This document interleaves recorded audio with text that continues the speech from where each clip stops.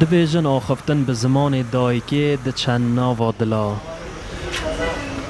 ایرو روژا جیانی زمان دایکه گلی کرد که ولات وی جالی داگیر کران و هاتیا پارچه پارچه کرن جالی دولت داگیر کر بر دوام حولا جناف برنا کلتور و فرهنگ و زمان کردی هاتیا دان نخواستم لروشالات کردستان بر دوام چالاکوان کلتوری و مدنی لسروان پرسین نتوی تنسزادان و ایشاندن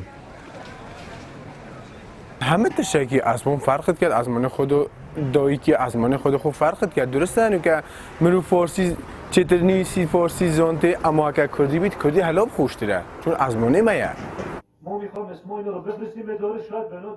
لایران و روشالات کردستان تن زمان فارسی به فرمیهات یا ناس گیرن و خواندن ببی زمانی بزوریه تدمه که دکو او زمان جوی پرانی آرونجوان و گلنوی ولاتی تایبت کردان زمان دویه والا پیشنهادم اوید حدگه زبان فارسی زبان دایکیجی بیت دام از راندن زبان دایکیج بیت خواندن بو پیشکردن و پچیکا بو پیشکردن مملکت زور باشتره و زور چترجی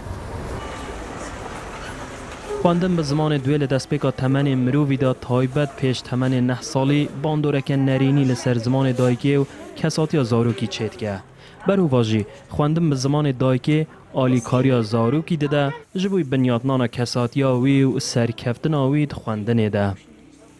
اگر کتابی دانش بخونه بین لباسای تهیه کن یا تبلیغات یعنی زبانه خوبی دایکی بکن نظرم بوان باشتره جی سابلندی جی افتخاری نظرم